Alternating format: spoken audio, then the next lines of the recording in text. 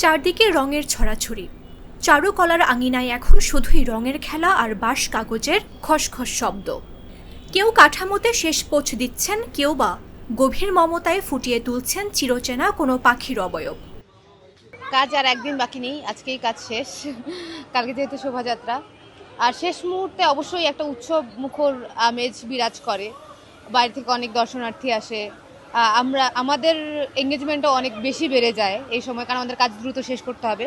আশা করা যাচ্ছে আজকে সন্ধ্যার মধ্যেই কাজ শেষ হয়ে যাবে এবং কালকে যথাসময়ে শোভাযাত্রা বের হবে। 72 ঘন্টা ময়েশ্চার লক সমৃদ্ধ লিলি বডি ওয়াশ, শিয়া বাটারের গুডনেস স্কিন রিপেয়ার করে রাখে সফট ও গ্লোয়িং।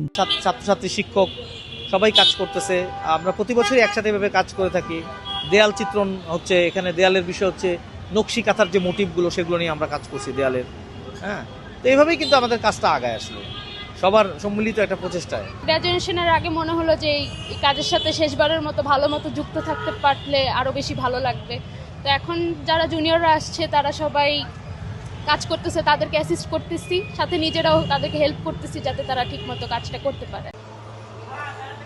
চৈত্রের বিদায় বেলায় নতুন বছরের আগমনী বার্তা বইছে চারদিকে। পুরনো বছরের ক্লান্তি ঝেড়ে ফেলে নতুন প্রত্যাশা নিয়ে বাংলা নববর্ষ 1433 বরণে প্রস্তুত গোটা দেশ। চৈত্রের খরতাপকে ছাপিয়ে ঢাকা বিশ্ববিদ্যালয়ের চারুকলা প্রাঙ্গণে এখন শুধুই রঙের উৎসব।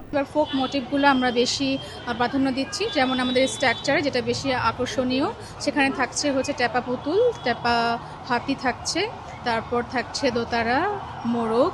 তো এগুলোই আমাদের শোভাযাত্রাকে অনেক বেশি বর্ণিল করবে, আলোকিত করবে, মানে উজ্জ্বল করবে।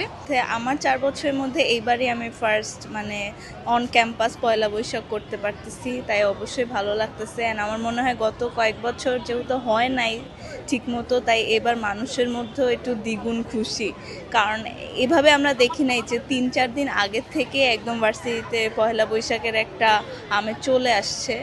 তো অবশ্যই ভালো লাগতেছে। তো এই বছরের নিরাপত্তা ব্যবস্থা যথেষ্ট জোরদার এবং সবকিছু মিলিয়ে একটা উৎসব মুখর পরিবেশ তৈরি হয়েছে ক্যাম্পাসে, এবং চারুকলা যেভাবে সেজে উঠেছে, এটা আসলে আমাদের শিক্ষার্থীদের জন্য খুবই একটা সুন্দর অভিজ্ঞতা। শেষ মুহূর্তে শিক্ষার্থীরা ব্যস্ত সময় পার করছে।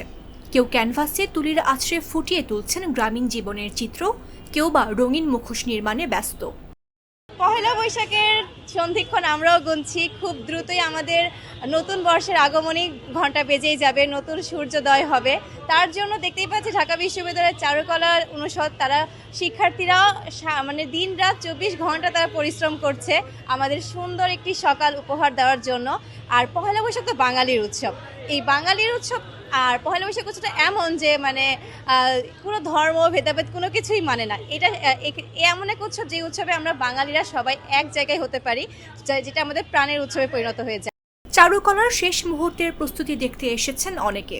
শিল্প, ঐতিহ্য আর উৎসবের আনন্দে রাজধানীর চারুকলা এখন পরিণত হয়েছে বাংলা নববর্ষ বরণের প্রস্তুতির প্রাণকেন্দ্রে। একটা যদি কোনো অনুষ্ঠান সবাই মিলে সেলিব্রেট করা যেতে পারে, তাহলে পহেলা বৈশাখ তার মধ্যে অন্যতম। উৎসবমুখর পরিবেশ, প্রাক্তনরা আসছে, নতুনরা আসছে, বর্তমানরা আমরা আছি, সব মিলে ভালোই লাগছে। আমার এমনি সব দিনই ভালো লাগে, তবে নববর্ষের দিন শাড়ি পরে ঘুরতে আরও বেশি ভালো লাগে। স্পেশাল কোনো কিছু মনে হয় না, আমি প্রত্যেক দিনই এরকম ঘুরি। এবারের শোভাযাত্রায় স্থান পেয়েছে নতুন দিনের সূচনার প্রতীক মোরগ, শান্তির প্রতীক পায়রা সহ প্রধান 5টি মোটিভ।